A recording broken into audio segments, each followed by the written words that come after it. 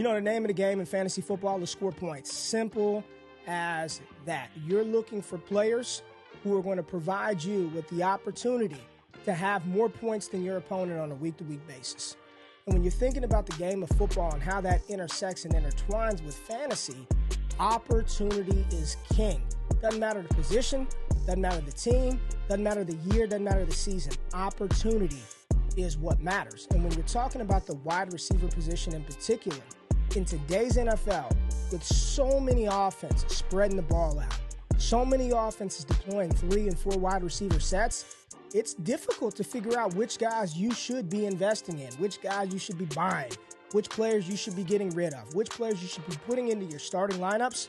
But I'm happy to tell you the tool that we've created on ddfantasyfootball.com, this usage utilization opportunity tool that I have coined as Trinity Score, is the best identifier of said usage and opportunity in the fantasy football space, bar none. You see, my involvement with the game of fantasy football comes from my background and experience playing the game. Played in high school, played in college, got a lot of buddies that played in college and in the NFL. And the way that I view things is not binary. It's not linear. A lot of people talk about these metrics and talk about football as this linear progression up or this linear slope down, right? It just, you either are good and you continue to go up, or you're bad and there's no way that you can ever recover from a failed rookie season. Yet that ain't how the game is played. And if you played the game and you understand football, you understand that every situation is different. You know, catching a pass from Joe Burrow is much different than catching passes from Desmond Ridder or Bryce Young or Malik Willis. But you want to be able to see, are there some hidden gems that I haven't discovered, that my personal bias for this player is clouding my judgment? The tool that we've created will cut through all of that noise, all of that BS, and show you the guys that are actually doing the wide receiver friendly stuff to score you fantasy points in one simple click of a button. Yes, Trinity Score will do that. And let me tell you what it is not. We didn't create some new metric. We're looking at the same stuff that you and I and he and she look at, talk about, see disseminated day by day. Targets, routes, first downs, yak, air yards, all of these individual isolated metrics that get cited and quoted that people don't even know what the hell a yard per route run is. We have taken the best parts of all of those things and combined them into one simple score, evenly, properly, and appropriately distributed and weighted across the board to give you literally the best opportunity usage tracker in the game.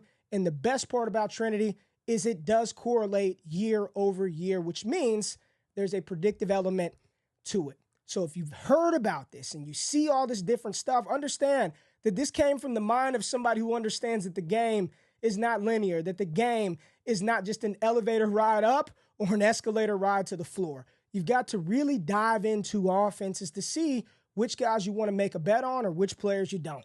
Every offense is different. Every situation is different. Let Trinity be the guide to help you delineate between player A versus player B. I'm going to give you a quick preview of the tool, walk you through how to use it, why it works, give you some great use case examples. And if you want to check this thing out, go to ddfantasyfootball.com right now. Use the promo code Trinity, TRINITY. You'll get the tool for half off for the first month. If you love it, you get to stick with it, keep using it. If you hate it, it only costs you $5. So if you do that right now, you can check it out on the site. I'm going to just let y'all know, you will now and forever trust the damn Trinity. Let's go.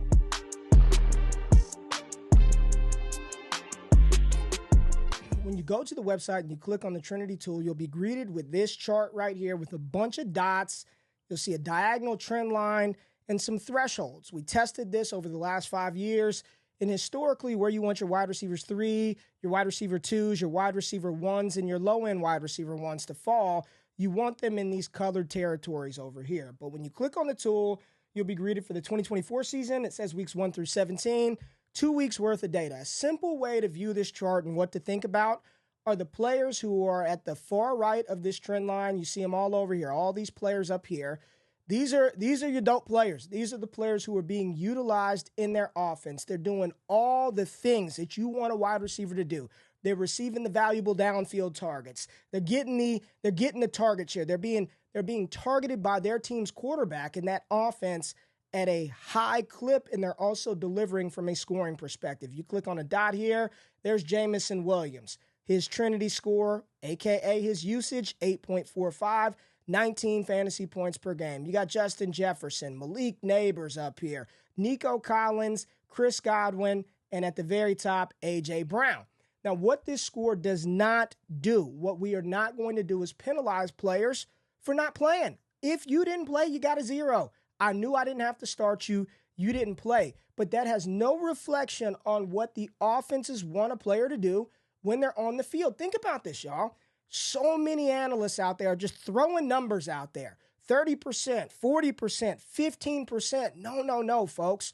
You see, what most folks do is when you're trying to make a decision, you're trying to pick between that player A and player B in those two environments, but you really need to understand what those offenses look like. I don't just want the number one target in Cleveland because I understand that the volume, the efficiency, the quarterback, the offense, it doesn't matter. It's still not going to make a big difference. So let's pare this down and dial it back. When you come to this page, you see everybody in the NFL, but that's not how decisions should be made. You shouldn't be sitting here saying, well, Shaheed versus Rashee Rice or Malik Neighbors versus whomever this is right here, Cooper Kupp.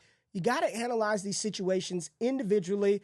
Let me give you a great use case example of that. We are going to go to the Houston Texans and roll back the hands of time. We are going to go back to 2023 and take a look at the Houston Texans score. Now, Stephon Diggs is included on here because he's currently on the Texans. We know he wasn't there last year.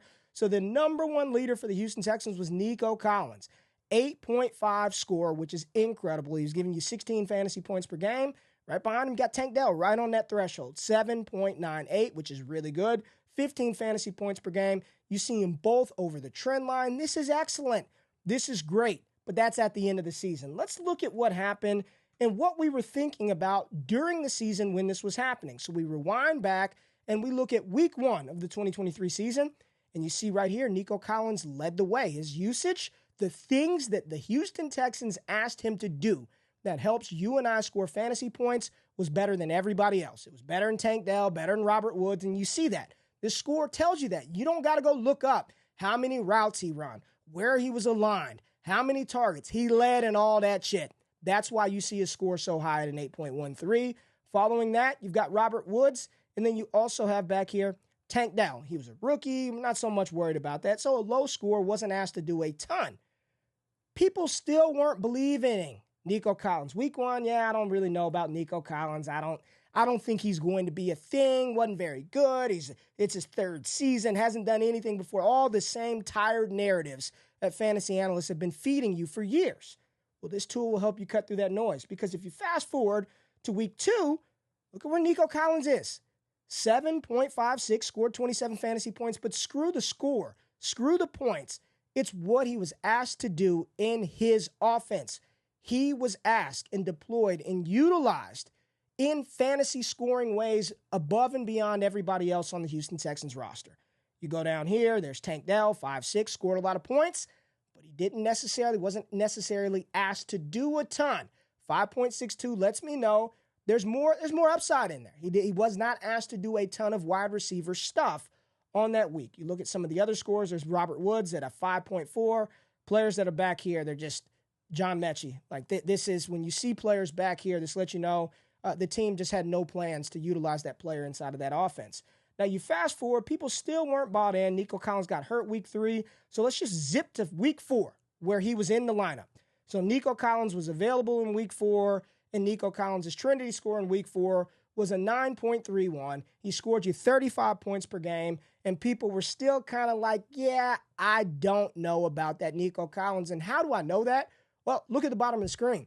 His KTC, Keep Trade Cut Dynasty value, on October the 1st, which was one day after this big blow-up game, he was still being valued as the wide receiver 30.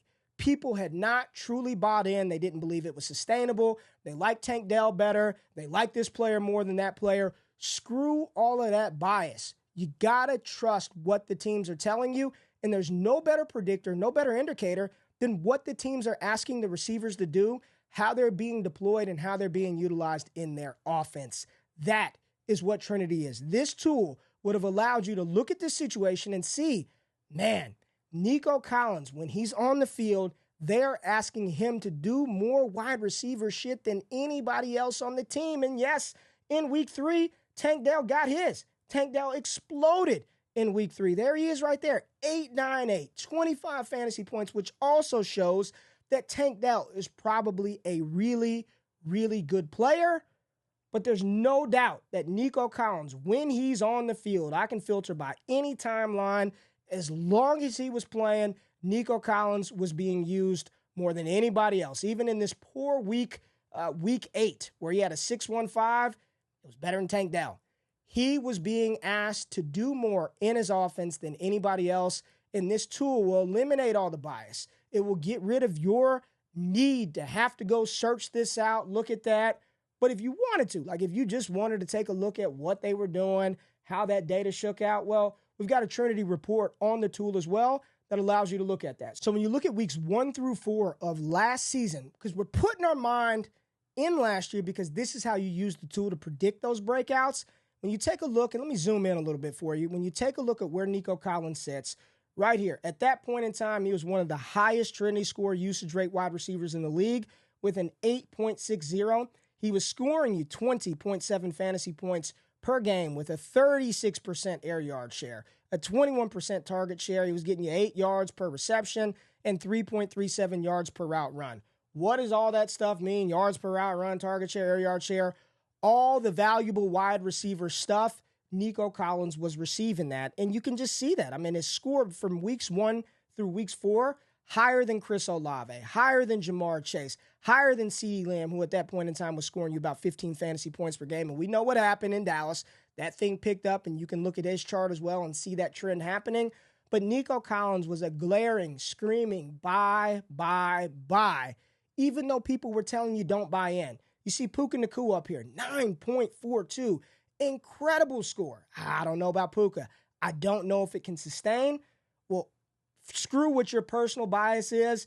The team is telling you we're going to utilize the shit out of Puka Nacua. 9.42 score, 23 points per game. He had a 43% air yard share, a 30+% target share, 3 yards per route run, and he was picking up a little yak every time he caught the ball. This is how you utilize this thing to make decisions, to pick players, to find opportunities, and to avoid maybe some pitfalls. So that's what we're going to do right now. I'm going to show you how to use this to spot some areas for maybe some upward mobility. When you're here on the main page, seasonal Trinity versus points per game, this is what's happening so far in 2024 through 2 weeks.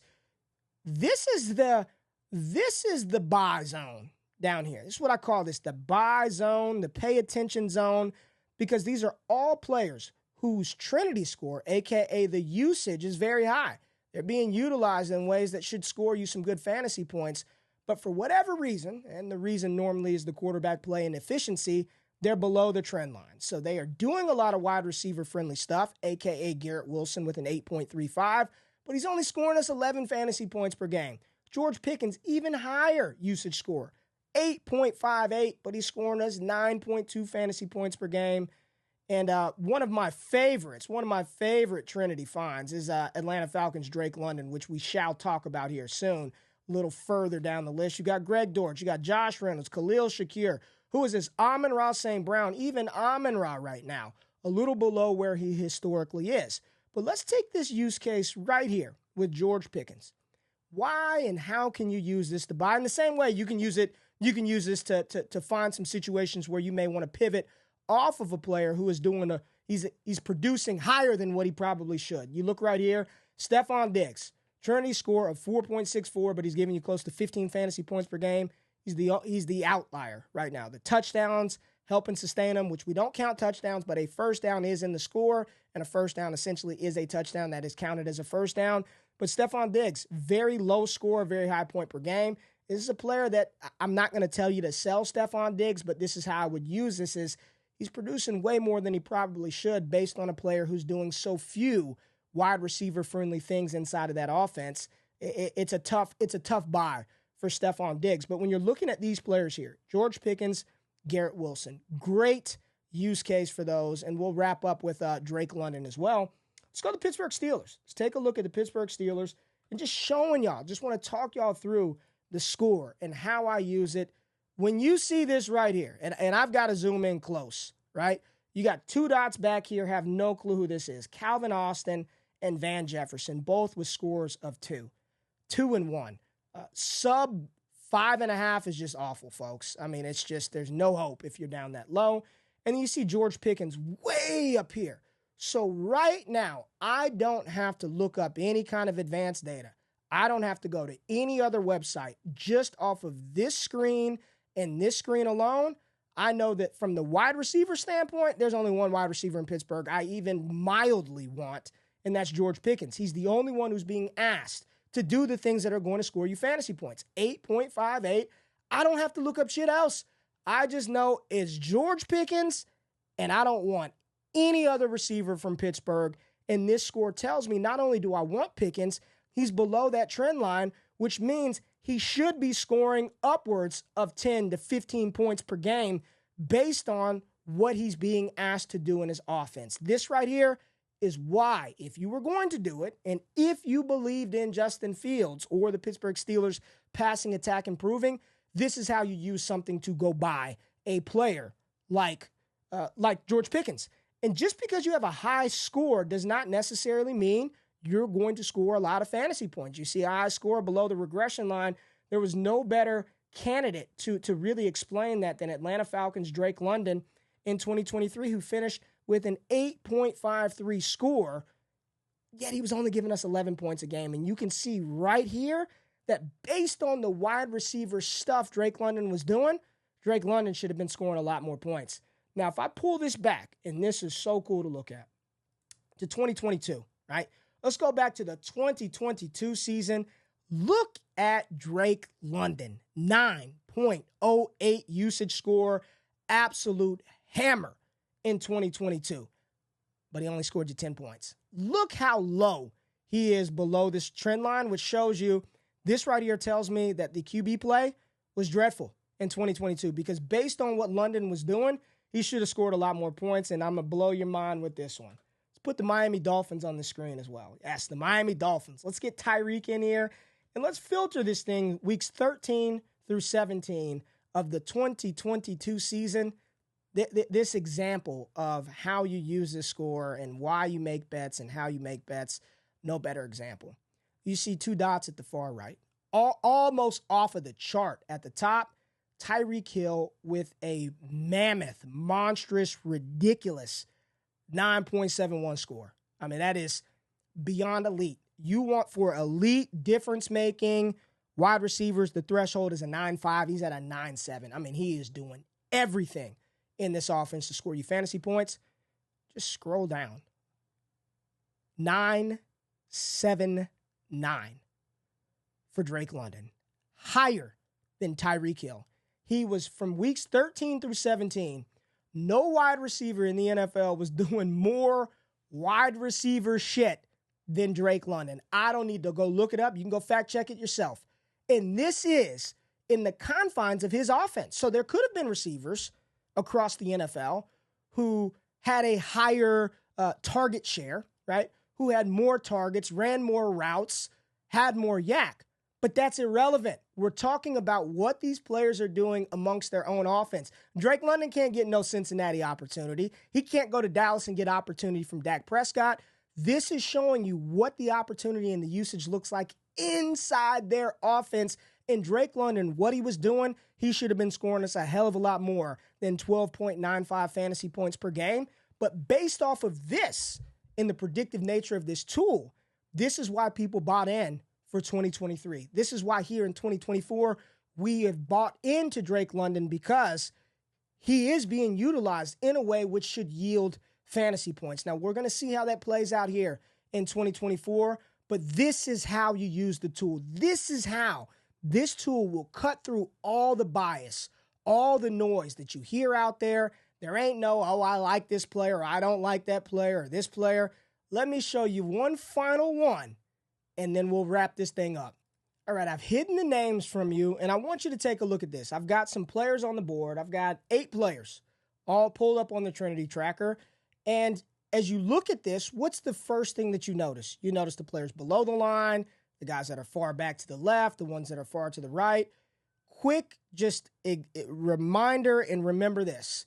If you see players to the far right and below the trend line, a lot of usage, opportunity for more fantasy points. You see players far to the left, those are the type of players that are just not being asked to do the things that we want to score fantasy points in our offense. The yards per route run ain't there, the target share ain't there, the air yards, first read, target share, it ain't there. You see 2 players sitting right at the top of the trend line, things look good. Those are players you probably want, right? You would, if I just had to tell you, you have to pick one of these guys next week, this week here in week 3 to start in your lineup, who would you pick? Well, the answer should be, Ray, I want the guys that are being used. I want the guys that are being used and have an opportunity. Well, the highest usage player on this list right now is Garrett Wilson, 8.35 Trinity score, but he's below the trend line, so only scoring us 11 points per game. If I had to make a start-sit decision, Garrett Wilson would be high on the priority list because, A, we know he's good. He's tied to a historically efficient quarterback, and he should move up. The fantasy scoring, based on what he's being asked to do, should follow. Who I don't want is the player way back here. Who is that? That's Jakobi Meyers, who a lot of us are probably playing on a week-to-week basis.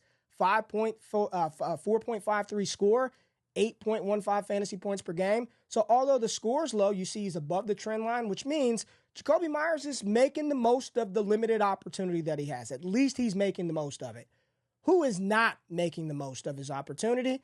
Well, that's Terry McLaurin, 4.84, 6 fantasy points per game. Now, the beautiful thing about this tool is that at this point, it's open to interpretation. How do you want to play it? Do you believe that Jaden Daniels is going to figure this thing out and provide an opportunity to essentially buy low on a player who's not producing right now, a player who's not being asked to do the things that are going to score fantasy points? Could be an opportunity to buy low on Terry McLaurin if that's how you feel. Or you could, just avoid it and say, this is not good. You got a rookie quarterback. They're not being utilized. Up here at the top, you got Xavier Worthy, not being asked to do a ton, but high fantasy scoring. What does this mean? He's overproducing. He's producing above expectation based on the usage and the opportunity that a player who's being asked to do as little as he is in the wide receiver category for his offense should score. Down here, who is down here in this one?